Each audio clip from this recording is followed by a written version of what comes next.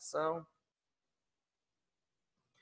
Iniciada a gravação, boa noite. Iremos começar a nossa 20ª aula remota. Bem-vindo aí, salve, o Bruno, Pamela, Guilherme. A gente vai dar continuidade aí na análise dos relatos aí, das falas dos participantes lá da audiência pública e também examinar a própria lei Maria da Penha, observar alguns aspectos da lei, relembrar a caminhada aí da nossa disciplina para a compreensão de como é que se deve ser aplicada, interpretada e aplicada uma lei, tá? Vamos aqui pegar aqui a nossa fala para que a gente possa observar alguns pontos nela, né? Lembra que a promotora falou em medidas protetivas, né? A gente falou isso ontem, não foi? Passamos Sim, aí pela medida protetiva, né? Sim. O acusado deveria usar a tornozeleira eletrônica para que pudéssemos garantir, né, a não aproximação dele da vítima, né? O que mais notamos? Né, que o defensor público, na sua atuação, ele também atua na área de família, na defesa dessa mulher vítima, ele também realiza essa defesa dela no que pertine ao direito de família, na área da família, né? Tanto inicialmente na vara de família, como posteriormente lá na vara de violência doméstica, como posteriormente lá na vara de família. Ok? Vou colocar aqui um pontinho que está faltando. Funcionários que sempre auxiliam aí os membros, né, dessas instituições, os principais cargos, defensor público na defensoria, o promotor de justiça no Ministério Público e o juiz no judiciário, né?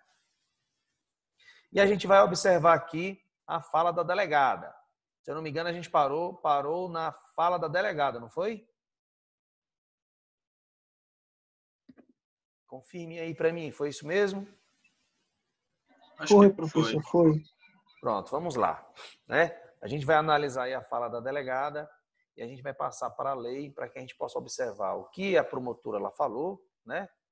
Medidas protetivas, necessidade da tornozeleira, a atuação do defensor na área de família, que a gente já viu, né?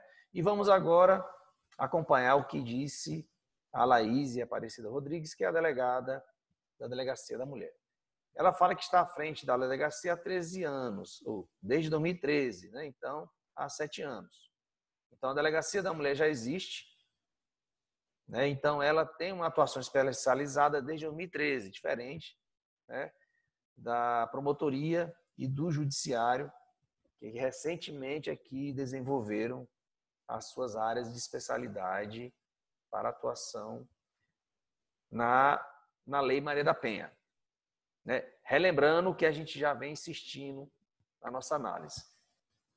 A especialização ela se justifica pela necessidade, né, de um aprofundamento, de um conhecimento específico para a atuação das instituições, dos servidores, dos agentes, ou seja, de todos aqueles envolvidos no cumprimento dessa lei, na aplicação dessa lei. É uma lei específica, peculiar, que ela traz importantes áreas e conceitos que não são tão pertinentes ao direito, como por exemplo, assistência social, como a gente já falou, questão de saúde para a análise e produção do laudo pericial.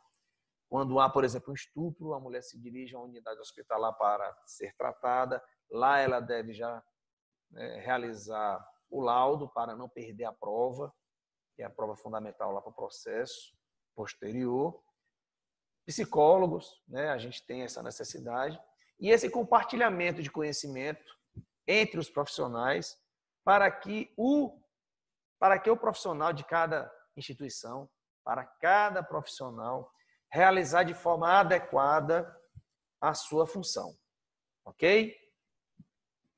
Então, aqui a Delegacia da Mulher é pioneira, né?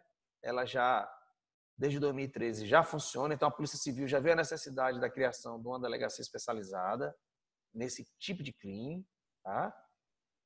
Ela fala aqui da importância da rede de enfrentamento. A gente vai ver lá na lei que rede é essa, né? Por que há essa necessidade? Ok? Como não ouvi?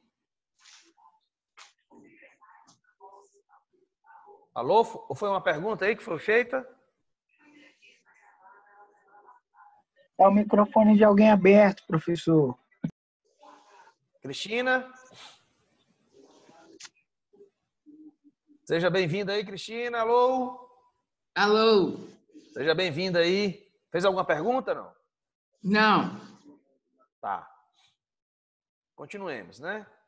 Então, Delegacia da Mulher especializada desde 2013, então a percepção da Polícia Civil para a criação dessa estrutura especializada. Ela fala que a importância da rede de enfrentamento em Contagem, né, que é muito bem estruturada, pois a delegacia depende de rede, dessa rede de enfrentamento, né, em seu âmbito social, como um aparato preventivo e de apoio na prevenção à violência. Tá? Então, tanto a nível preventivo quanto de repressão, tá? A violência doméstica, né? A rede de violência, né? A rede de enfrentamento dessa violência é muito salutar para o trabalho, é muito importante para o desenvolvimento adequado do trabalho, ok? Então, como a gente já havia apontado, o que vai ser de diferencial nessa rede, professor? Ora, a rede, ela constitui todas as instituições, né? E aí a delegacia, no caso, vai sentir a necessidade, vai externar a necessidade do apoio social que essa rede fornece. Apoio como? Né? No oferecimento de abrigo, no encaminhamento para recebimento de benefícios, ok? A gente tem a pessoa pobre conforme a lei, né? Então, a pessoa não tem como prover o próprio sustento após o início do processo, quando ela denuncia que está sofrendo agressão, ela tem duas opções. Pede para que o agressor seja retirado de casa e ela continua na casa onde ela morou, ou ela sai da casa, tá? E se ela sair da casa e não tiver como sustentar-se, daí a necessidade de termos um apoio, um local, um abrigo para que ela não só pernoite, como passe uma temporada até que ela possa arcar com o seu próprio sustento, não só de seu e de seus filhos. E lembra, como o defensor público atua na área de família, ela pode pedir a separação, né? Alimentos, regular, não só a guarda, mas a visita aos filhos. Tudo isso vai ser objeto de decisão pós separação traumática, né, em razão dessa violência. Ok? Então, ela fala que a necessidade da estrutura física e humana da Delegacia das Mulheres para que possam realizar um atendimento mais eficaz, tá? Mais célere, com maior qualidade. Ela fala também que há uma baixa notificação de violência em razão do descrédito da ação do sistema de justiça. Como assim descrédito? Olha, ela vai apontar que muitas vezes a vítima não vai denunciar, não vai realizar a denúncia ou não procura a delegacia, porque ela não acredita que uma solução rápida ou que uma solução de segurança irá ser realizada ou se realizará para que ela esteja protegida. Então, se ela sofre a violência e não denuncia, não notifica, não comunica à instituição policial, né, ao juiz, à promotora, quem quer que seja dessa rede, ela não faz, segundo a própria delegada, porque ela não acredita que as ações dessas instituições vão garantir, primeiro, a sua segurança e após a punição do agressor. Tá? E ela fala, olha, temos uma baixíssima celeridade no trâmite processual. Aí aqui ela coloca o judiciário como responsável dessa baixa celeridade que o processo tem nas mãos do judiciário. Ora, claro que todo o processo tem que ter celeridade. Celeridade para que o agressor seja punido o mais rápido possível. Para que esse mesmo agressor não tenha o crime que ele praticou prescrito. Ou seja, o que é a prescrição? É a perda do direito do Estado de punir a pessoa, porque o Estado demorou demais para punir. Tá? E isso, claro, que gera uma sensação de alta impunidade. Porque o agressor vai perceber que ele agrediu e não aconteceu nada. Como se a agressão fosse tolerada pelo Estado, tolerada pelo judiciário. Já que não houve punição, então, né, pode ser, ou provavelmente, né, o agressor vai ficar estimulado a cometer novamente o crime, né, com relação à incidência. Então, isso tudo, ela aponta a necessidade de celeridade processual, né, a maior notificação para o melhor crédito do sistema de justiça junto à população. Tá? Ela aponta como uma das causas para a instalação ou uma das justificativas para a instalação da vara especializada de enfrentamento à violência doméstica. Tá? Ela diz, olha, além disso, Contagem é a terceira cidade com maior registro de violência contra a mulher. Contagem só pede para BH e Juiz de Fora. E isso, ela diz, conforme dados, né? Índices estatísticos que a própria Polícia Civil produz, baseados nos registros de boletim de ocorrência. E ela aponta, olha, o somatório do inquérito aberto por portaria e inquéritos abertos em razão de prisão em flagrantes são na ordem de 2.840. Como assim, pessoal? Explica aí direito. Qual é a diferença aí do inquérito por portaria e inquérito aberto em razão de prisão em flagrante? Ora, normalmente, né, a gente, com o comunicado de um crime, a polícia age para tentar prender imediatamente o criminoso, o agressor. Imediatamente ou logo após cometido o crime. Tá? Flagrante. Quando é preso em flagrante, o inquérito é produzido logo em seguida à prisão do agressor, né, do criminoso. Então, vão se ouvir a vítima, as testemunhas e, por último, interrogado o acusado. Tá? O indiciado lá, o preso. Só que, às vezes, a mulher vai realizar essa denúncia após a agressão. E realizada essa denúncia após a agressão, o que é que a delegada, ao tomar conhecimento dessa denúncia, né, normalmente feito pela vítima, mas pode ser feito por outras pessoas, o que cabe a ela fazer, já que não poderia prender o agressor, o criminoso, porque já passou da fase de flagrante? Ela determina que o inquérito seja aberto, tá?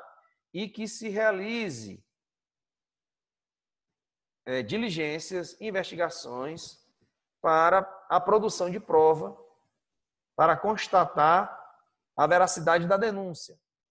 Né? Não só a veracidade, mas para que aquela denúncia possa ter indícios suficientes, como depoimentos de testemunhas e, se possível, o interrogatório do réu. Colhido tudo isso, ela encaminha para o promotor e para o juiz. Promotor para começar uma ação, né, uma ação criminal contra a pessoa que foi denunciada, né, colocada no inquérito, e o juiz, ao aceitar o pedido de início do processo criminal feito pelo promotor, aquela pessoa passa a ser processada. Certo? Compreendido essa diferença?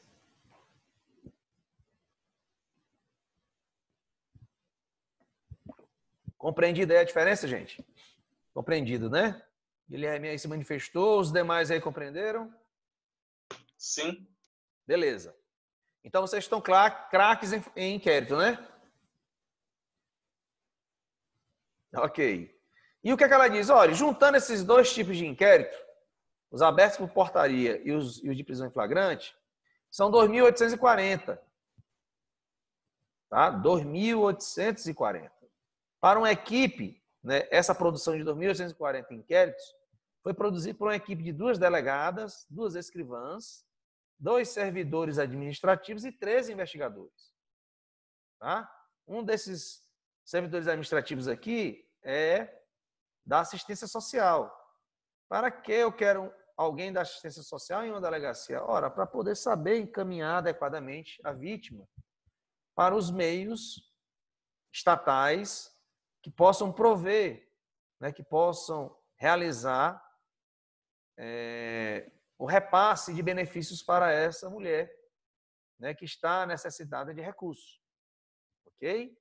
A gente sabe aí que temos alguns benefícios, né, para pessoas em situação de miserabilidade, né, pessoas em situação de pobreza e também para pessoas com deficiência. Certo? Então, eu preciso ter uma equipe melhor, mais numerosa, portanto, não que essa equipe aqui não seja boa, não seja capacitada, não seja aplicada, mas a quantidade se mostra insuficiente para que esses 2.840 inquéritos sejam trabalhados da melhor forma possível, tá? Que é o que ela vai falar, a necessidade de trabalhar os inquéritos com qualidade. Por quê, né? Porque esse primor, essa preocupação com a qualidade do inquérito? Porque é fundamental para eu produzir uma ação penal, um processo penal, para que eu, junto com todas as informações e provas que o delegado vai produzir, eu ofereça para o promotor esse inquérito, o promotor recebe o inquérito, analisa o inquérito, se o inquérito estiver com essa qualidade, ou seja, com todas as informações necessárias, o promotor vai ter a imediata condição de iniciar uma ação penal. O que é uma ação penal, gente? É um processo criminal contra alguém. No lugar de um processo, né, há essa denominação também de ação penal. Tá? O foco aqui não é que você aprenda essa denominação de imediato, mas que você entenda como funciona. Certo? Então, o promotor apresenta um pedido ao juiz. Esse pedido tem o nome de denúncia. Tá? É uma peça bem resumidazinha, normalmente com 2 folhas. Tá? Ele coloca esse pedido de 2 folhas, né, em cima, como se fosse encadernando, né, na parte superior desse inquérito. Né? Fazer um exemplo, eu tenho um inquérito, tá? Que acabei de receber, e eu coloco, né, o meu pedido, chamado denúncia, que tem normalmente 2 folhas, no máximo 3, bem resumido, bem sucinto, para encaminhar esse pedido ao juiz. O juiz vai analisar o meu pedido, vai analisar o inquérito e vai perceber, havendo todas as exigências da lei, ele permite que um processo criminal seja aberto contra alguém. Tá? Por quê? Porque a lei exige que, olha, eu tenho a pessoa identificada? Tenho. Eu tenho identificado de forma adequada o crime que ele praticou, o ato? Tenho. Eu tenho os indícios, ou seja, depoimentos suficientes que digam que ele cometeu esse crime? Tenho. Então, eu tenho o mínimo necessário para iniciar um processo contra a pessoa. Certo? Ao iniciar o processo, ele vai precisar de defesa. Ok? Porque sem defesa, o processo não anda. Tá? A gente ouve aí no senso comum aquela questão de não, bandido tem que ir logo para a cadeia, não tem esse negócio não. Para que demorar tanto tempo? Precisa disso não, todo mundo viu. Não. Não basta ver. Né? Basta que essa prova seja produzida no processo para garantir plenamente a comprovação do cometimento desse crime para que a pessoa criminosa, né, apontada de ter realizado o crime, cumpra ou arque com as consequências da lei, cumprindo a pena que a lei traz, né, ao alertar todos e todas que não devem agir daquela forma sob pena de serem punidos com, normalmente, prisão, né? Reclusão. Certo? Então, se eu tenho a necessidade de defesa, aí eu me lembro lá do juiz, tá? Falando do problema da ausência do defensor dativo. Como é que eu vou ter defesa para o réu se o réu não tem como pagar um advogado? E eu também não tenho um defensor para defender o acusado, já que o defensor está defendendo a vítima. Um detalhe aqui importante para que vocês compreendam, tá? Ora, deixa eu voltar aqui para a nossa tela. Ora, se o defensor está dedicado à defesa da vítima, defesa por quê, professor? Olha, lembra que tem as questões de família, tá? Porque o que é o comum? O comum é haver apenas o promotor para realizar a acusação. Se eu tenho uma vítima, vamos supor, de roubo, né, a vítima denuncia, né, o delegado faz o processo, o promotor pede a abertura do processo, o processo se inicia, a vítima é chamada pelo promotor para ser ouvida, o juiz ouve a vítima, sem que há necessidade que a vítima tenha um defensor, já que o promotor está realizando essa acusação. Nesse caso, uma acusação baseada na denúncia da vítima, certo? Que é, de alguma forma, uma proteção ao direito imediato da vítima, né, que foi vítima de um roubo, vamos dizer assim, e também defesa da coletividade como um todo, para punir o agressor com a pena que a lei determina.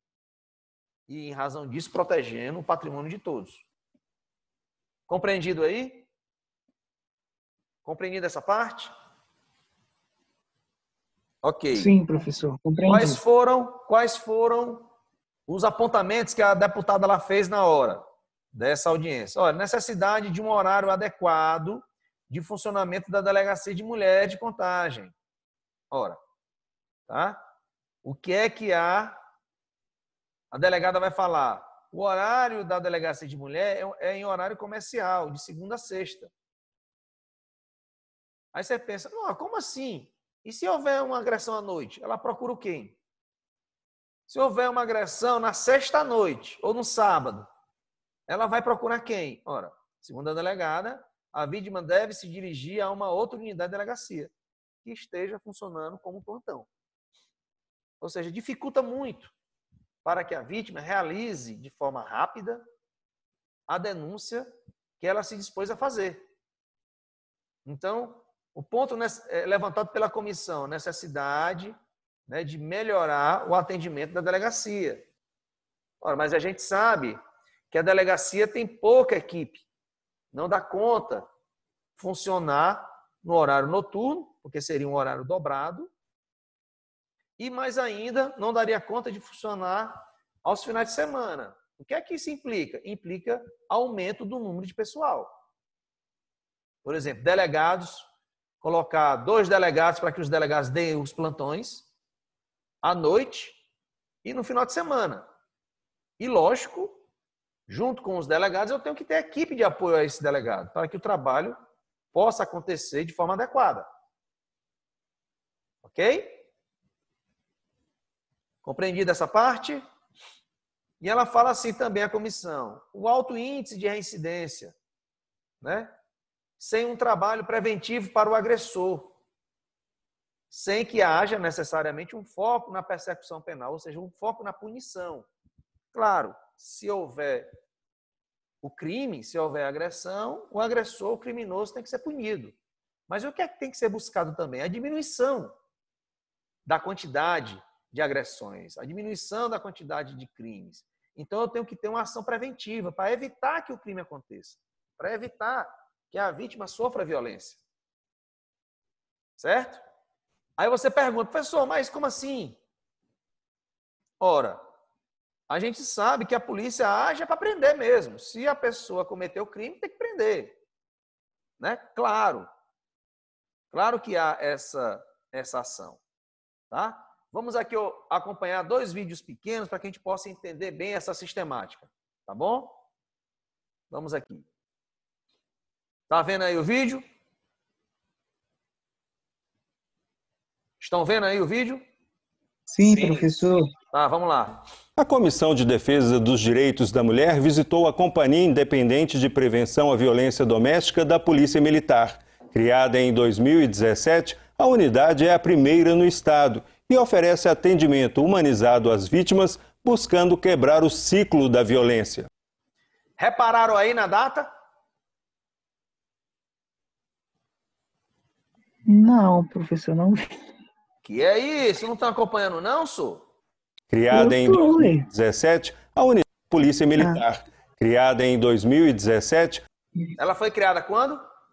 2017. Então, a companhia dedicada aos crimes de violência doméstica foi criada em 2017, certo? E quando é que foi criada a Delegacia da Mulher? Hã? Caraca. Quando é que foi criada a Delegacia da Mulher? 2013. Uai, eu estou mostrando na tela aí. Vocês estão com o olhar aonde? Não, professor. Eu tô olhando, eu tô vendo. A gente acabou de dizer, estão mostrando na tela aí, ó. A Delegacia das Mulheres de Contagem foi criada em 2013, tá? A companhia aqui foi criada em 2017, 4 anos depois. Ok? Vamos continuar acompanhando aí. Criada em 2017, a unidade é a primeira no estado e oferece atendimento humanizado às vítimas, buscando quebrar o ciclo da violência.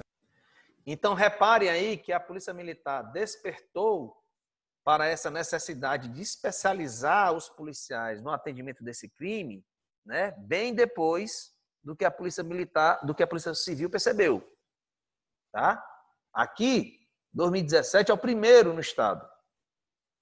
Ok? E aí a gente tem só em Contagem 2013. Certo? Mulheres vítimas de violência doméstica há décadas. Elas estão nos mais de 4.600 casos acompanhados pela Companhia de Prevenção à Violência Doméstica da PM desde a criação da unidade em novembro de 2017. A companhia reúne todos os serviços de prevenção e combate à violência doméstica da Polícia Militar, como as patrulhas especializadas nesse atendimento, que foram criadas em 2010 e hoje estão em 31 municípios mineiros. A unidade faz uma triagem dos casos registrados via 190 e, a partir daí, monitora a vítima e o suposto agressor. São 42 policiais militares, quase a metade mulheres e 11 viaturas específicas para a violência doméstica na capital, além das patrulhas no interior, que devem ser ampliadas para todos os municípios com mais de 30 mil habitantes. O nosso objetivo é atingir aquelas mulheres que sequer sabem o que é violência doméstica, quais são os tipos de violência, como é que elas podem caminhar na direção da quebra desse ciclo. Neste ano, a companhia registrou 6 feminicídios e 15 tentativas. O Anuário Brasileiro de Segurança Pública colocou Minas Gerais no topo do ranking de mortes de mulheres. Foram 156 em 2018. Primeiro, é muito importante reconhecer que a Polícia Militar de Minas Gerais coloca a questão da violência doméstica, da questão dos feminicídios, que é um problema grave, com um status de serviço especial. Então, a Polícia Militar hoje tem uma prioridade para o enfrentamento desse grande problema. A gente sai daqui, então, comprometido com... Então, perceberam aí, gente, que cada vez mais a necessidade, né, a clareza em trabalhar de forma específica, né, os fatos relacionados à violência doméstica, né, está muito presente em todas as instituições. Tá? Vocês lembram aí que a gente encaminhou, tá, para vocês aí no grupo, lá no nosso grupo da nossa disciplina,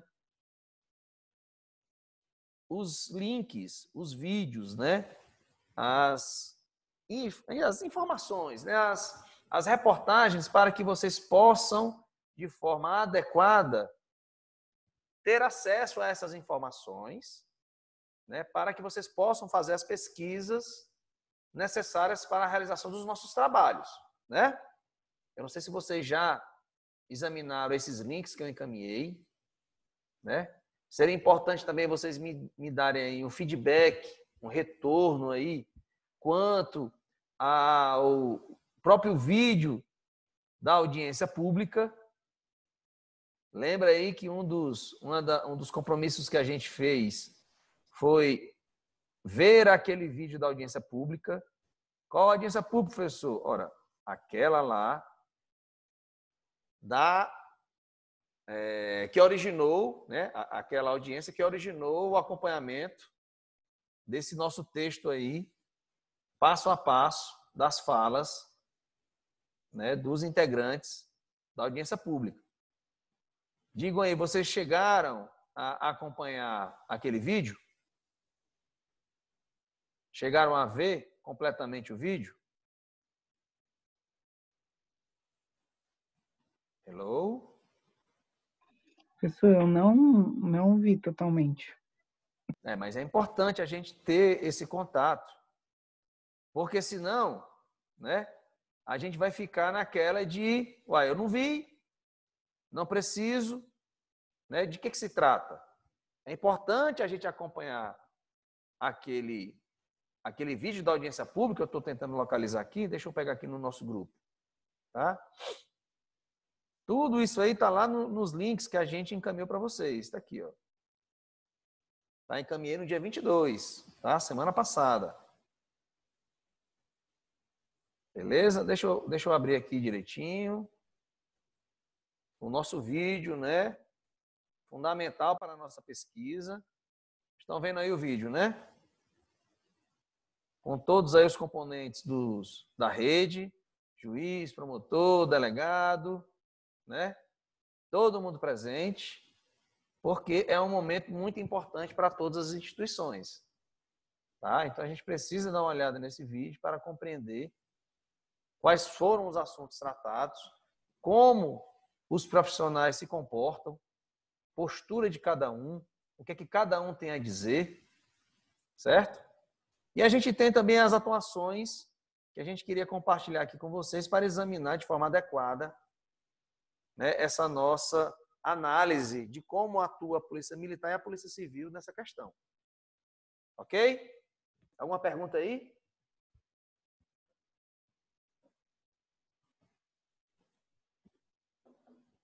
Vamos lá, gente? Vamos despertar? Alguma pergunta aí?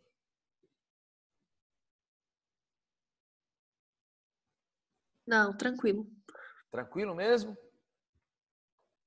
Então, olha, né? Será que vocês estão craques assim em compreender a ação de todas essas instituições?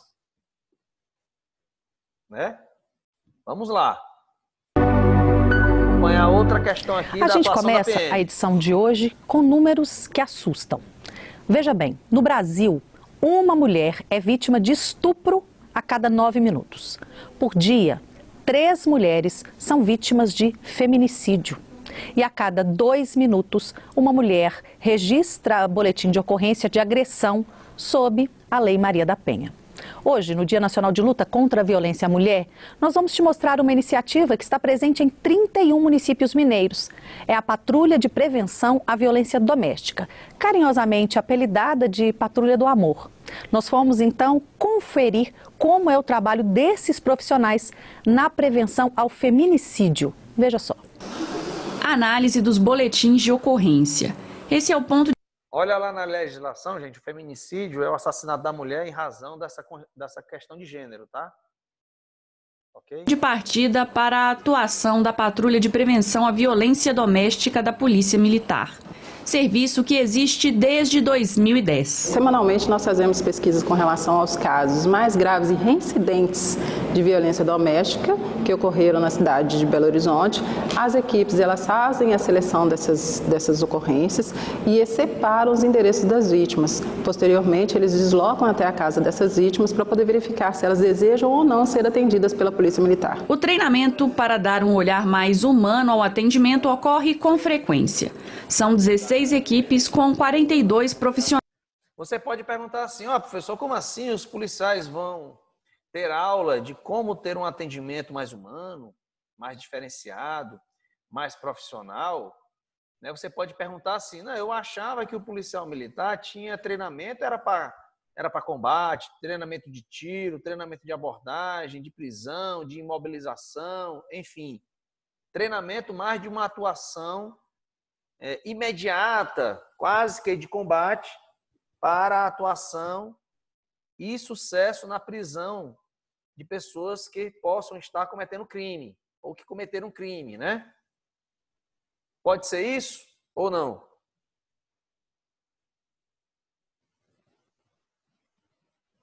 Professor, eu acho que os policiais também são seres humanos, né?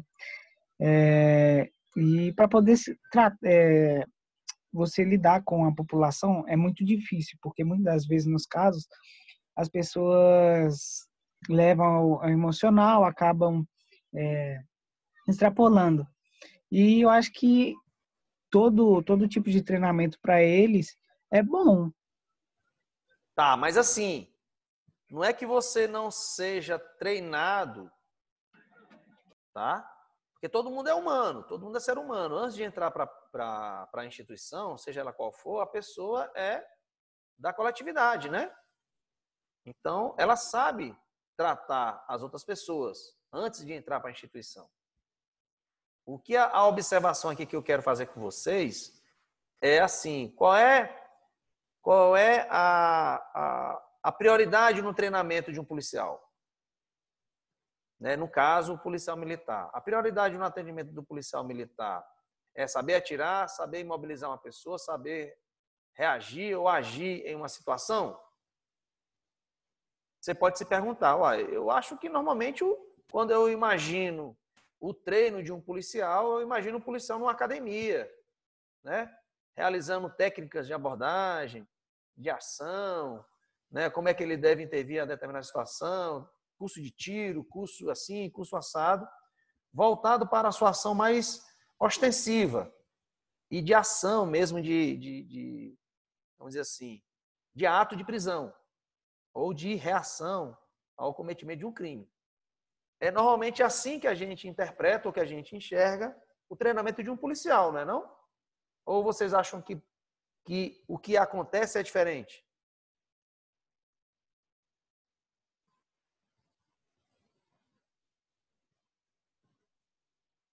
Eu imagino assim também. Tá. Então é por isso, né, que eu chamo a atenção de vocês várias vezes para a necessidade de especialização da ação de cada unidade de qualquer instituição, seja da Polícia Militar, seja da Polícia Civil, né, da Defensoria, da Promotoria e do Judiciário. Ora, um promotor que atua no júri, ele tem que ter um treinamento, um aperfeiçoamento, um estudo diferenciado para ele atuar nos processos de homicídio e atuar, né, na sua função para exercer da melhor forma possível aquela atividade de acusação no júri. Da mesma forma, o promotor tem que ter uma habilidade diferente se ele vai atuar em uma vara de família, na defesa do interesse do menor, por exemplo, da criança. Entende? Claro que um policial que é de uma unidade do choque, por exemplo, ele vai ter um treinamento compatível com a função que ele deve exercer naquela atividade de tropa de choque. Diferente, ele vai realizar, por exemplo, se ele vai trabalhar em controle de grandes distúrbios. Por exemplo, policiamento de estádio. Não, estou aqui, né, tentando pacificar os ânimos, eu não vou para o confronto. Então, eu tenho habilidades e técnicas, né, e táticas diferentes para serem desenvolvidas a depender do local ou da função que eu exerça. Claro, o meu cargo é policial, só que eu estou em uma determinada unidade, companhias, né? Aí você tem a especificidade de cada instituição que cobra de mim uma função, um desempenho diferenciado. Nessa questão da Lei Maria da Penha, o que é que eu tenho como necessário a ser feito, a ser desenvolvido para cada profissional de cada instituição. Bem, como eu devo agir, atuar, para que a minha função tenha o maior sucesso possível? Nesse caso aqui, policial militar, ali como policial civil, como promotor, como juiz e por aí vai. Daí a razão desse diferencial, né, desse treinamento diferenciado para os policiais que exercem as suas funções nessa companhia aí, ou nessa patrulha de violência doméstica. Para quê? Aí a reportagem vai demonstrar isso para vocês. Metade deles é mulher, o que dá abertura ao diálogo com as vítimas. A Major Cleide aponta a baixa reincidência como indicação do sucesso das ações. Nós já atendemos 4.622 famílias. Dentro desse universo, nós temos menos de 5% de... Quantas famílias eles atenderam? Dentro desse universo, nós temos 4.622 famílias. 4.622 o quê? Vítimas ou famílias? Famílias, não? Famílias. Mas, ora, professor, a polícia tem que atender a vítima. A vítima está sofrendo um crime, ela vai atender a vítima e vai prender o agressor, não é não? Não, pois tem filhos que vê, né, aquele ato de agressão contra a mulher. Exatamente. Você percebe que na atuação do policial nessa área é um pouco diferente. Um pouco diferente, por exemplo, de você, vítima de um roubo, chamar a polícia vai lhe atender para proteger o seu patrimônio e buscar prender o agressor, o criminoso. Nessa ação aqui para a violência doméstica é diferente, porque há a necessidade de uma abordagem diferente, tá? É o que a Major aí vai explicar. Dentro desse universo, nós temos menos de 5% de reincidência, ou seja, em mais de 95%, o ciclo da violência ele foi efetivamente quebrado e essas vítimas elas tiveram as condições de retomar a sua rotina. Depois de analisado o caso, a sargento Luísa e o cabo Jason seguem para o contato com a vítima e o agressor. A equipe vai apresentar o serviço e oferecer informações para dar suporte a quem registrou a ocorrência. Esse é um dos... Ora, lá vamos de novo nós. Quer dizer que a polícia vai realizar uma ação, não é só para atender um crime, não? Hein?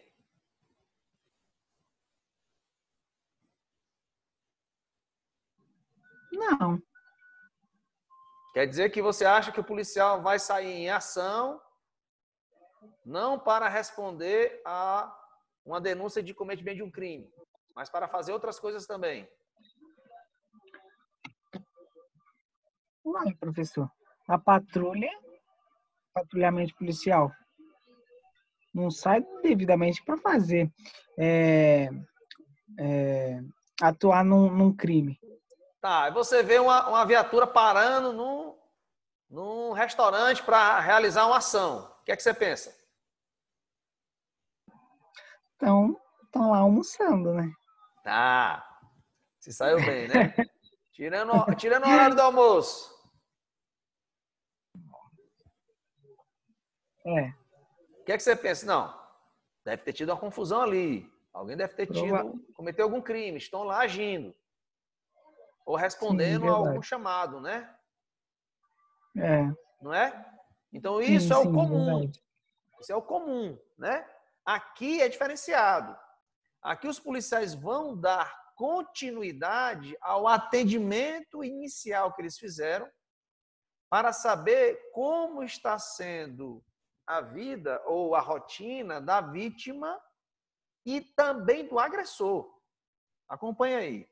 Dos casos que se mistura a tantos outros espalhados pelo estado. Em Minas, a cada hora 16 mulheres sofrem violência doméstica.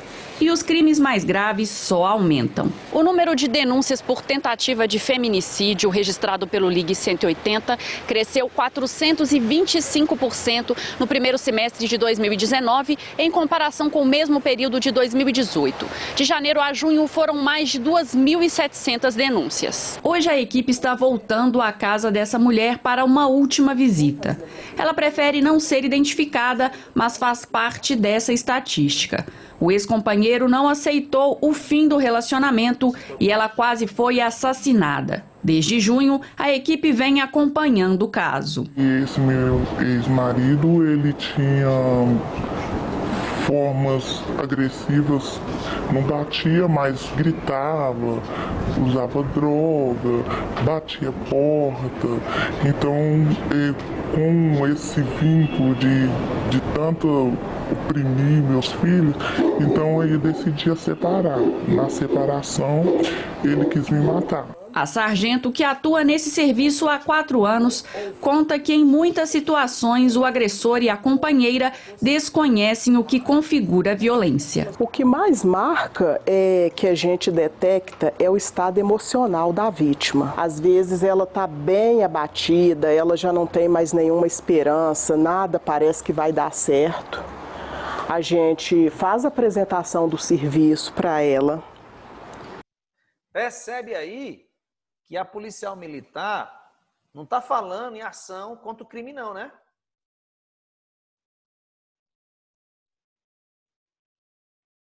Não é isso? Como assim, professor? O que é que ela está fazendo, então? Dando apoio. Pois é, mas isso você imaginou que era uma ação de uma sargento da Polícia Militar? É verdade. Aí você pergunta, olha, como é que ela sabe realizar esse tipo de abordagem? Como é que ela compreende essa área? Ela não é psicóloga, ela é policial militar. Né? Em tese, comumente, ela age para combater o crime. Atuando para ver se prende em flagrante o criminoso e se não prender em flagrante, né, logo que aconteça, que possa prendê-lo imediatamente depois. Porque se perde o flagrante, né, vai entrar em cena a função da Polícia Civil. Né? Enquanto ela faz a patrulha ostensiva, né? Ou seja, para prevenir, olha, não faça não que eu estou aqui olhando. E se fizer, eu vou atrás de você para lhe prender. É assim que a gente normalmente imagina a atuação da Polícia Militar, né?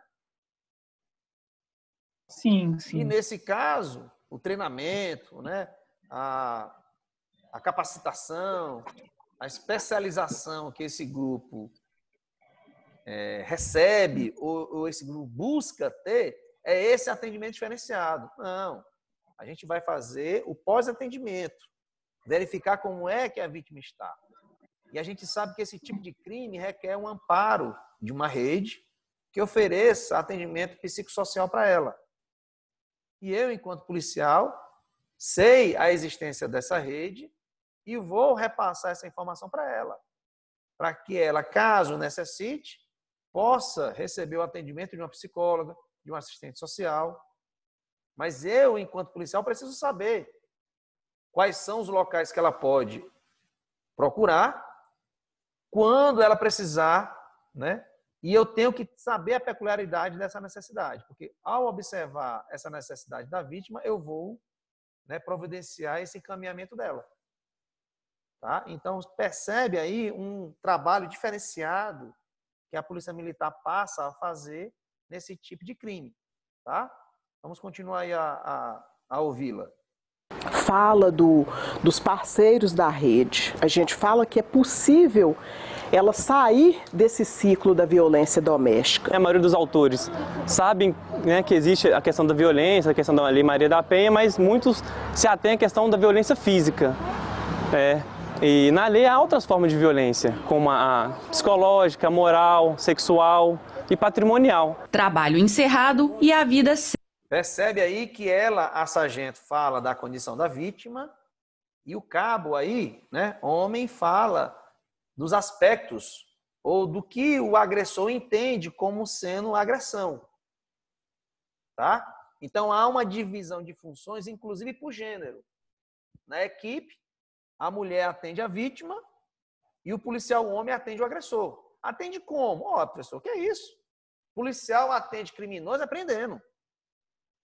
Não tem esse negócio de ficar, né, verificando quais são as questões, explicando para o agressor o que é que significa o crime, por que é que ele está cometendo crime. Não é assim que a gente interpreta normalmente? É ou não é? Sim. E como é que você assim vai mesmo. fazer um trabalho explicando como é que a Polícia Militar realiza as suas funções na aplicação da Lei Maria da Penha? Você tem que saber, né, como é que a Polícia Militar trabalha para poder repassar em um trabalho essas peculiaridades. Certo? E você percebeu que o cabo elencou, né? Vamos voltar aqui no cabo. O cabo aqui elencou quais são os crimes da Lei Maria da Penha. Ela sair desse ciclo da violência doméstica. A maioria dos autores sabem, né, que existe a questão da violência, a questão da Lei Maria da Penha, mas muitos se atêm à questão da violência física.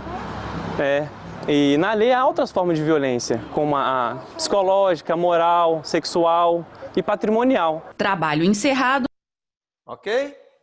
Então vamos ver aí, na nossa Lei Maria da Penha, né, o que é que o cabo está dizendo. Estão vendo aí a lei? Sim, tem. Então a lei é de 2006, tá? 11.340, o número da lei, de agosto de 2006.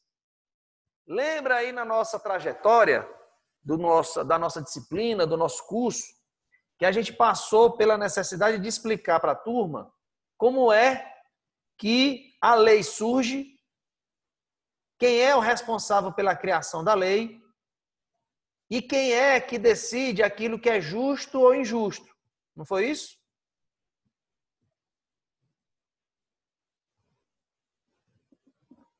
Vamos lá, gente?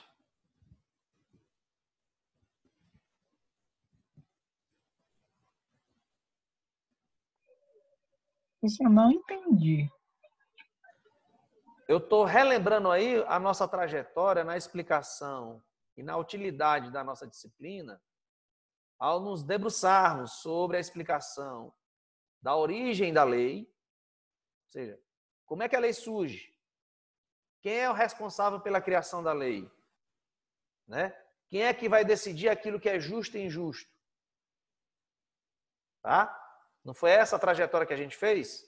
Explicando cada aspecto dessa relação, não só da necessidade da existência da lei, né? Dividir e separar aquilo que é religioso, moral, daquilo que é jurídico. Portanto, sabemos o que é jurídico, uma lei moral, uma lei religiosa e uma lei jurídica. Se a gente sabe essa diferença, a gente identifica com facilidade uma lei jurídica.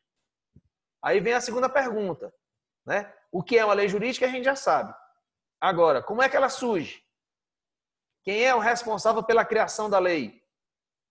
E quem é que vai decidir aquilo que é justo e injusto? Foram os passos que a gente foi dando para verificar cada conceito desse.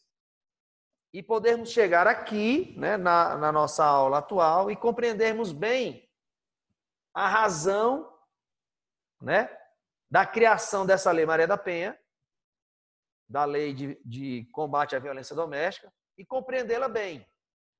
Tá? Vamos voltar aqui ao texto para que você possa entender aquilo que eu estou dizendo. O que é essa lei? Bem, a lei, ela cria mecanismos para coibir, reprimir, né, coibir a violência doméstica e familiar contra a mulher. Repara aqui que tanto é doméstica como familiar. Ora, aquele sujeito aí é do meu convívio doméstico, mas não é meu parente. Entra também como agressor da lei violência, né, da Lei Maria da Penha. Não é só o parente, tá? Não é só o marido, o companheiro. É também a pessoa que tem convivência doméstica, relacionamento doméstico, tá? Ou seja, que acontece dentro do ambiente doméstico, né, da casa, tá? E repara, a lei ela vem atender a uma determinação da Constituição. Estão vendo aí? Sim. Vai me ajudando a isso, para que eu possa saber se vocês estão compreendendo. Ora, vamos lá ver que história é essa da Lei Maria da Penha atender a um ditame constitucional. Ora, vocês estão vendo aí, né, a tela? Sim. A Lei Maria da Penha vai dizer que essa lei vai atender os termos do parágrafo 8º do artigo 226 da Constituição. Ora, o que é que o artigo 226 da Constituição diz? Vai dizer que a família, base da sociedade, tem proteção, tem especial proteção do Estado. Não é isso? Aí vai, ó. Parágrafo por parágrafo. Casamento é civil e gratuita celebração. Casamento religioso tem efeito civil e por aí vai. Até o parágrafo 8º, que vai dizer o quê? O Estado assegurará a assistência à família na pessoa de cada um dos que a integram, criando mecanismos para coibir a violência no âmbito de suas relações, ou seja, no âmbito da família. Compreende? Então, esse aqui é o preceito constitucional que a Lei Maria da Penha vem atender. Eita, professor, quer dizer que só um artigo da Constituição, dentre vários outros parágrafos, a lei vai atender a só esses aqui? Bem, principalmente a esse, né?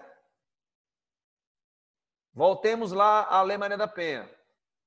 A Lei Maria da Penha não só vem atender a esse parágrafo 8º do artigo 226 da Constituição, mas ela também vem atender à Convenção sobre a eliminação de todas as formas de discriminação contra as mulheres e a Convenção Interamericana para prevenir, punir e erradicar a violência contra a mulher. Certo?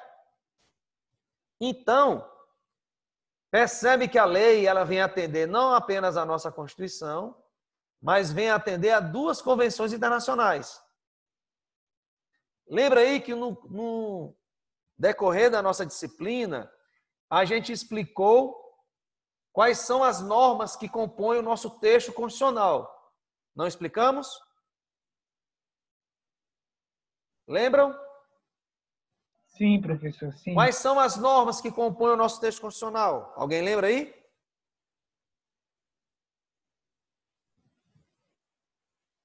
Alguém lembra? Dou-lhe uma, dou-lhe duas. Ninguém lembra, senhor? Tá? Eu tenho um texto aqui da minha Constituição, no site aqui do Planalto, que organiza o texto da Constituição muito bem. E eu tenho os atos decorrentes do disposto no parágrafo 3º do artigo 5º. Que atos são esses? Tá? Tratado de Marrakech e a Convenção da Pessoa com Deficiência. Então, repara, o meu texto constitucional é o conjunto dessas três normas.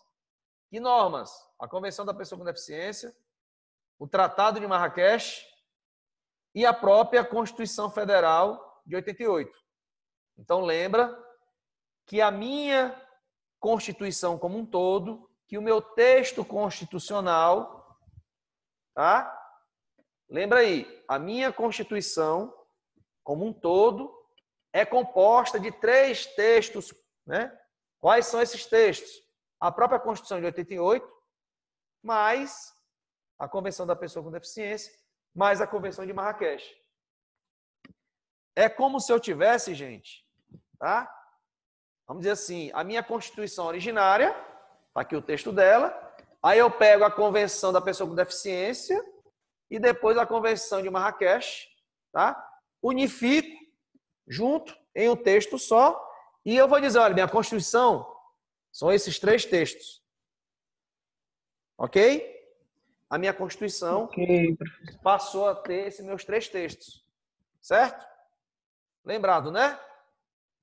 Então, a convenção, as convenções internacionais, os tratados internacionais são muito importantes para o nosso ordenamento jurídico. Então, atendendo às 2 convenções e à nossa Constituição, o Parlamento brasileiro, né, adotou, decretou, né, como o próprio nome diz, a Lei 11.340, a Lei Maria da Penha, para, né, dar finalidade ao que diz a Constituição, tá, e aos tratados. Beleza. Lembrando que a gente já definiu isso, não foi? Quem é que define o que é justo e injusto? Quem é que define o que é justiça? Qual é o órgão? Parlamento. Quem decide o que é justo é o parlamento. Mas como é que o Sálvio, né, adianta assim que é o parlamento? Olha, que a gente sabe que o parlamento é quem constrói a lei, é quem produz a lei. E no momento que ele produz a lei, que ele define qual vai ser o conteúdo da lei, ele automaticamente vai definir aquilo que é justo e injusto. Olha, como é que eu posso atuar, melhor dizendo, como é que eu devo atuar em um crime contra uma mulher, na violência doméstica? Né? O texto da lei vai me dizer como é que eu tenho que atuar. Não é de um jeito e nem de outro. É do jeito que a lei determina. E esse jeito, essa forma, essa escolha, é a escolha do parlamento para dizer, não, assim é que é justo. Desse jeito assim é que é adequado. Então, se é adequado assim, se é justo desse jeito, depois que a lei é sancionada, né, pelo presidente da República, o Congresso define o que vai ser a lei, o presidente da República participa dessa criação, dando suporte, vamos dizer assim, um complemento ao que decide o Congresso. Tá? Se ele veta a lei em todo ou em parte, é o Congresso que vai dar a palavra final, mas ele participa. Tá? Então, é competência do presidente sancionar a lei. Por isso é que o presidente diz, né, que o Congresso decretou, ou seja, decidiu, e ele sanciona a lei. Então, depois que isso aqui acontece, gente, passa para a fase do reconhecimento da lei como um dogma, não é? Não é isso?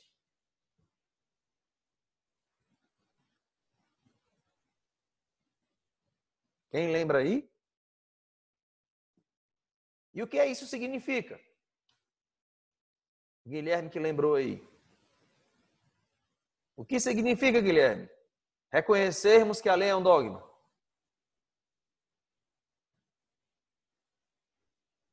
Quem é que lembra aí? Vamos lá?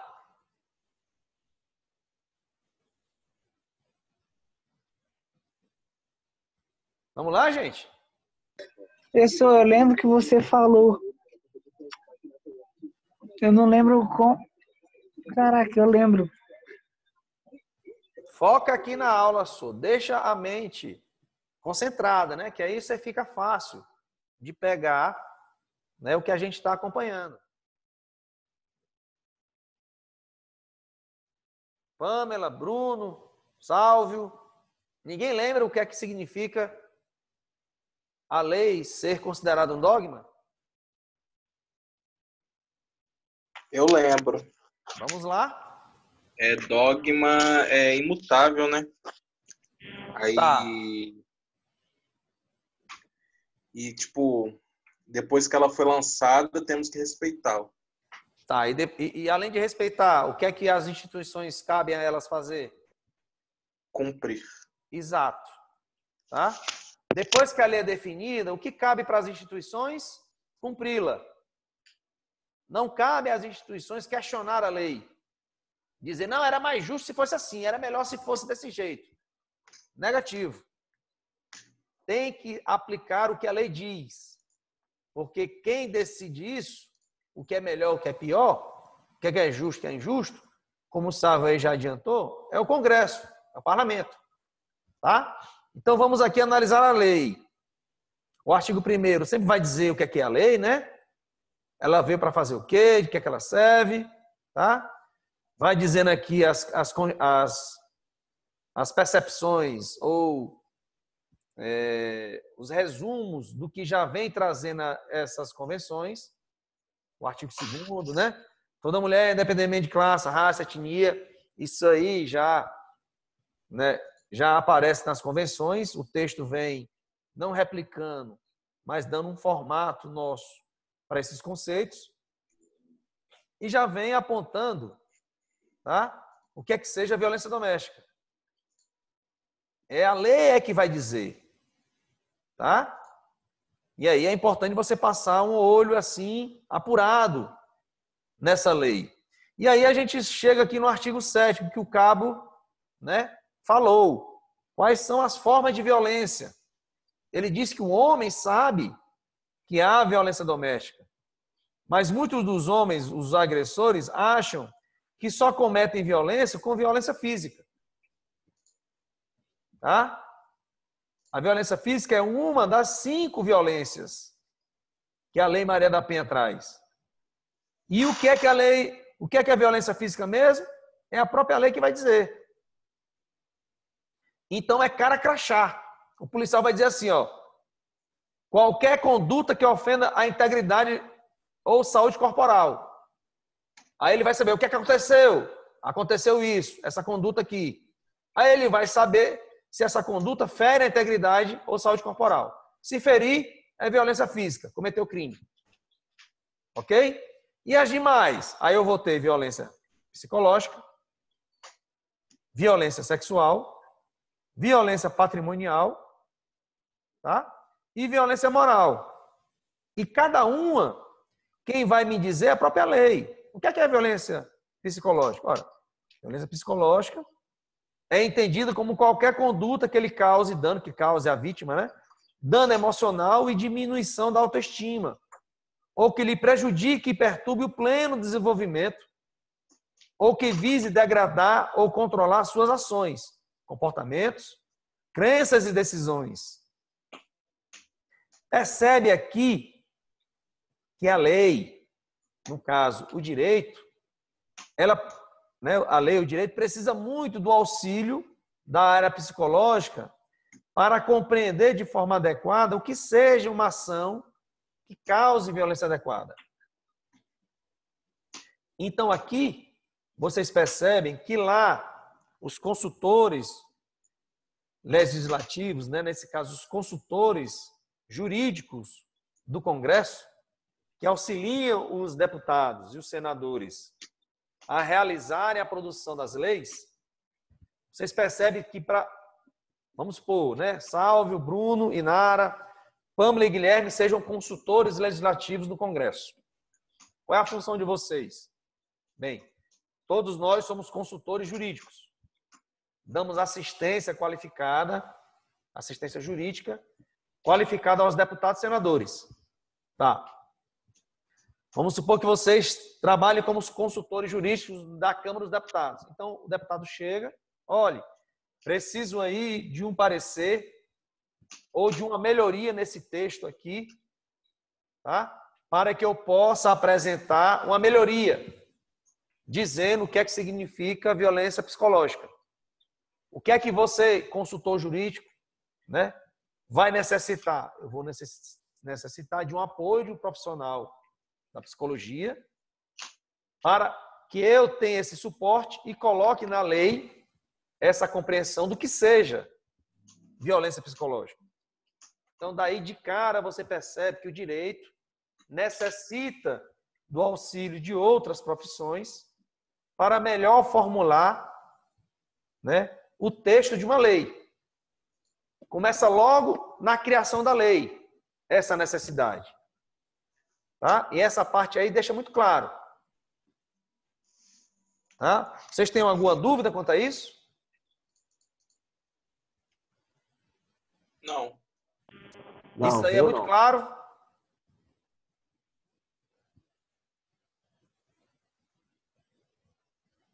É muito claro, gente, essa parte aí? Para mim, sim. Muito claro, né? E, na sequência, né? Violência sexual, entendido como qualquer conduta que a constranja a vítima, né? A presenciar, a manter ou a participar de relação sexual não desejada, mediante intimidação, ameaça, coação, uso da força. Tá? Violência patrimonial. Aqui há um diferencial, porque aqui também coloca como como criminoso, como agressor, o filho em relação à mãe. Quando um filho, né, com mãe idosa ou, né, realize a apreensão de um cartão de banco, que faça o saque do dinheiro que pertence à mãe, à avó, por exemplo, entendido como qualquer conduta que configure retenção, subtração, destruição parcial ou total de seus objetos, instrumentos de trabalho, documentos pessoais, bens, valores, tá? E direitos ou recursos econômicos. Tá? Então aqui a gente tem ampliado o rol de agressor, não só para marido e mulher, mas também para filho. Marido que se apropria dos ganhos da mulher, né? Ou do pai que se apropria dos ganhos da filha, né? Da filha que se apropria dos ganhos da mãe, e por aí vai. E a violência moral aqui, atrelada aos crimes que configure calúnia, difamação e injúria. Ok? Aí a gente vai passar aqui, ó, por uma ação de política pública integrada, tá? Entre o Poder Judiciário, Ministério Público e a Defensoria Pública, com as áreas de segurança pública, assistência social, saúde, educação, trabalho e habitação. Percebe que aqui o artigo 8º vai determinar que essas instituições hajam em sintonia, em integração. Daí vocês perceberem que essa rede de violência doméstica é uma determinação legal para que as ações sejam realizadas de forma sincronizada, integrada, para que o Estado como um todo, o Estado através dessas instituições, possam agir da melhor forma possível, na defesa, né, dos direitos, né, da mulher agredida e para atuar na prevenção dessa violência. Compreenderam aí? Compreenderam aí, gente? Por mim, ok. Ok, né? Então vamos lá. A promoção de estudos e pesquisas de estatísticas, né? Ora, o direito precisa disso. Como a gente sabe, juiz, polícia, todos de qualquer instituição precisa realizar pesquisas. Como é que está sendo a nossa ação? Está gerando resultado? Eu preciso de estatística, ou seja, qual é a quantidade de trabalho que estamos tendo? Será que essa quantidade é adequada para o quadro de pessoal que eu tenho? Tudo isso vai ser levado em conta para melhorar as ações das instituições. Certo? E aí, ó, eu tenho necessidade de ação de assistência social, de saúde, porque eu preciso de um hospital para recebimento, atendimento de uma mulher vítima, por exemplo, de um estupro, para que o laudo pericial possa ser prontamente realizado. Eu tenho que ter uma ação educativa, e aí envolve também as escolas, as faculdades, para uma conscientização maior e melhor da população como um todo. Ações de trabalho para que eu possa possibilitar a inserção no mercado de trabalho da mulher agredida e também de habitação. Ora, se a mulher depois de desfeito o relacionamento em razão da agressão não tem para onde ir, como é que eu vou facilitar o rompimento dessa agressão, desse ciclo de violência, ou oferecer uma saída para essa mulher vítima de violência? Tanto com recurso financeiro, econômico, algum benefício, como também inseri-la, né, como prioridade nas campanhas de habitação. Certo? Seguimos lá. Vocês vão ter aqui no capítulo 2º, no artigo 9, da assistência à mulher. Ok? Vai dizer que a assistência à mulher em situação de violência doméstica e familiar será prestada de forma articulada e conforme os princípios e as diretrizes previstas na Lei Orgânica de Assistência Social. Aqui na assistência como um todo, tá? Sistema Único de Saúde, Sistema Único de Segurança Pública. Tá? O juiz assegurará a mulher em situação de violência doméstica familiar para preservar a sua integridade e saúde física, o acesso prioritário à remoção quando servidora pública, manutenção do vínculo trabalhista, encaminhamento à assistência judiciária. Repara aqui que, inclusive, para eventual ajuizamento de ação de separação, de divórcio, anulação de casamento, dissolução de união estável. Então, percebe aqui que a atuação da Defensoria Pública, lá do defensor, quando diz que a Defensoria também atua nas questões de família. Tá? Está aqui o texto assegurando isso. Ok? E aí vai em sequência todas as ações. Tá?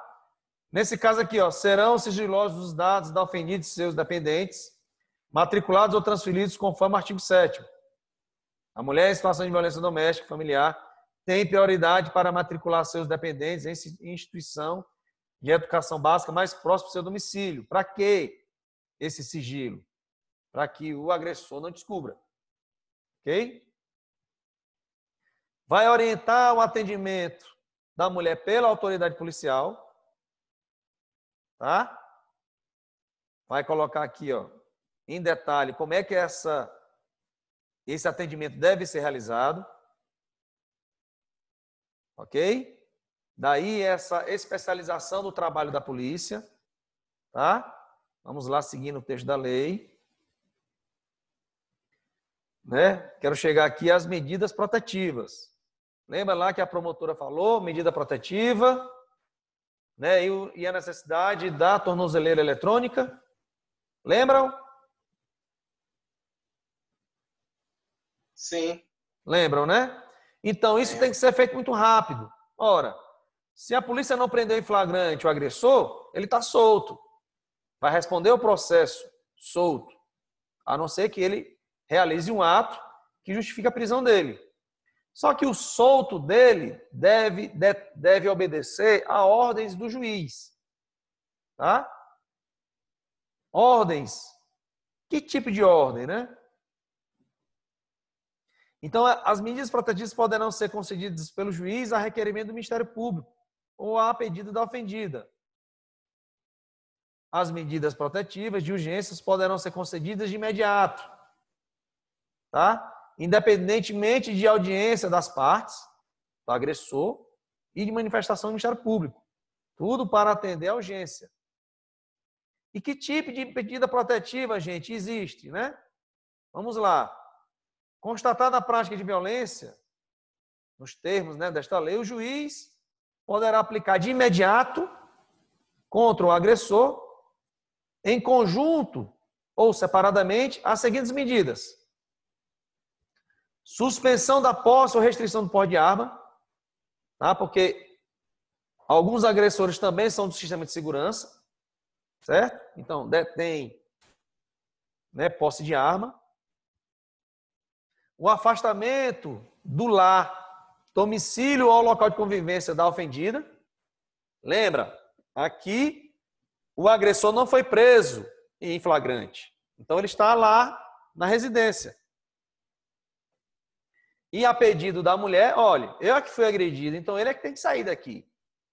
Ela pede e o juiz determina que o policiamento vá e realize a retirada do agressor da casa. Ele pega os bens pessoais dele, roupa, documentos, objetos particulares, pessoais, e sai de casa. Tá? Se ele sai de casa, isso ele não sendo preso, né? Ele sai de casa, né? Ele vai ter também contra ele determinadas as seguintes proibições: aproximação da ofendida, dela, dos familiares e das testemunhas. O juiz fixando um limite mínimo de distância. Aí é onde entra aquela sugestão da delegada quanto à tornozeleira eletrônica. Ora, como é que eu vou saber se ele respeitou esse limite mínimo de distância? Vamos supor que o juiz diga 400 metros. Não se aproxime, né? E manter uma distância mínima de, no mínimo, 400 metros. Como é que eu vou saber se ele não se aproximou? se ele respeitou os 400 metros, né? Eu, utilizando a tornozeleira eletrônica, eu vou garantir isso. Garantir o acompanhamento pelo o agressor dessa proibição, ok? E não só uma aproximação da ofendida, também não entrar em contato com ela, tá? Com seus familiares por qualquer meio de comunicação, seja celular, mandar bilhete, recado, qualquer meio, tá? E também frequentar determinados lugares. Por exemplo, não, ela sempre vai para aquele salão de beleza. Eu vou lá, no caso do agressor, se ela chegar lá, eu não tenho culpa. Eu já estava lá, então eu proíbo a frequência do agressor dos lugares comumente frequentados pela vítima. Ok? Como é que eu vou ter a segurança disso? A distância, não pode ir no lugar, então com a tornozeleira fica mais fácil de acompanhar isso, tá? E vai aqui a parte das questões familiares, né? Prestação de alimentos provisionais ou provisórios, comparecimento do agressor a programa de recuperação e reeducação, tá? E por aí vai. As medidas protetivas de urgência para a ofendida. Aqui foi contra o agressor, tá? E aqui que beneficiam a ofendida. Aí lá vai a gente perceber a importância da rede, da assistência social e da psicologia. Encaminhar a ofendida e seus dependentes a programa oficial ou comunitário de proteção e de atendimento. Casa de abrigo, né? Determinar a recondução da ofendida e seus dependentes aos respectivos domicílios. Ela entra na casa e os policiais realizam a retirada do agressor. Determinar o afastamento da ofendida do lar sem prejuízo de seus direitos relativos a bens, guarda dos filhos e alimentos. Se ela optar, não quero ficar lá não, porque lá é próximo da família dele, vai ser um inferno para mim, eu quero sair. Só que eu tenho direitos aos bens, eu tenho direito à guarda dos meus filhos, tá? E, em razão disso, dele pagar os alimentos. Determinar a separação de corpos e por aí vai. Matrícula de filhos dependentes na instituição básica de ensino próxima ao seu domicílio. Por aí vai, gente. Tá? E antes de 2018, aquele que descumpria a medida protetiva era preso pelo descumprimento. Hoje, além dele ser preso pelo descumprimento, ele ainda vai responder a mais um crime, tá? Por descumprir a ordem, a medida protetiva. O descumprimento, por si só, da medida protetiva, desencadeia a prisão dele. Mas, além disso, ele ainda vai responder por outro crime. Certo? Aí vem aqui também dizendo, não só a atuação da polícia, mas também do Ministério Público, da assistência judiciária, tá? Em razão disso, é que o defensor falou, é garantida a toda mulher em situação de violência doméstica e familiar acesso ao serviço da Defensoria Pública. Ok? Daí a prioridade no atendimento à mulher. Certo? E a equipe multidisciplinar, gente. Que é essa que a gente vai também estudar. Certo? Tudo isso está na lei. A lei não é grande, é uma lei de 30, 40 artigos. Tá? Aqui a vacatio legis dela época, entrando em vigor 45 dias depois da publicação. E a publicação sendo feita em 7 de agosto. Tá? Aliás, aqui é a sanção, tá? A publicação foi feita no dia 8. Certo? Ok? Compreendido aí, gente? A análise da lei, da nossa Lei Maria da Penha, os detalhes, né? A importância da gente ter passado por aqueles conceitos no decorrer do nosso curso, até chegarmos para analisar uma lei em concreto, que é a Lei Maria da Penha, e compreender a atuação de cada instituição, das polícias, tá? Da assistência social, de saúde, ou seja, dessa equipe multidisciplinar, da atuação do Ministério Público, da Defensoria Pública e do Judiciário. Então, assim, é uma complexidade de ações para que a gente possa perceber a importância desses detalhes e compreender como é que uma lei deve ser aplicada. Não depende só do judiciário, não depende só da polícia militar, não depende só da polícia civil. Depende da integração, de ação integrada de todas essas instituições. Porque se uma delas falha, eu não vou conseguir efetivar de forma adequada a proteção dessa mulher, garantir os direitos dessa mulher. Tá? Então, eu tenho que ter a atuação qualificada de todas as instituições. Por isso, eu necessitar conhecer o trabalho de cada instituição, para depois eu poder compreender a aplicação da lei em cada etapa, para no final eu ter esse entendimento de dizer, não, a Lei Maria da Penha está funcionando muito bem. E eu saber, para que a Lei Maria da Penha funcione muito bem, eu tenho que ter essas instituições funcionando também muito bem, e não apenas sozinha, funcionando muito bem e em sintonia. Porque se alguma corrente dessa falha, eu vou ter uma falha em algum ponto dessa atuação do Estado.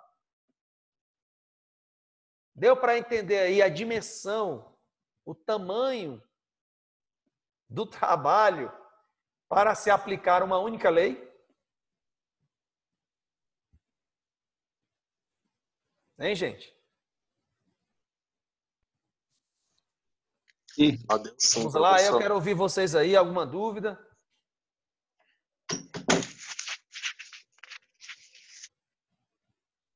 Alguma dúvida aí, gente? Por mim tá tranquilo, professor. Então tá tranquilo, vocês começaram os trabalhos.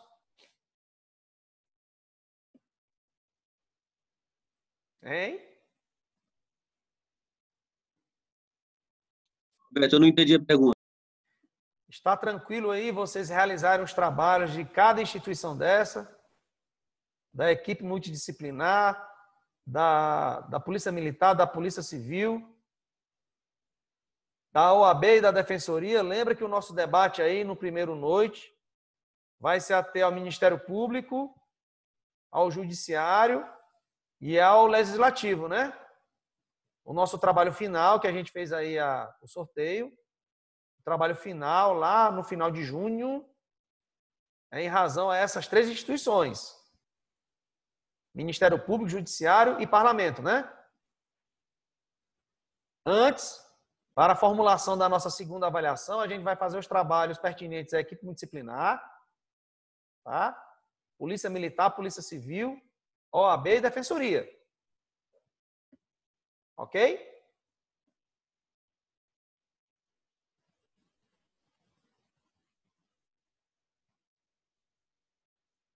Alguém está me ouvindo aí?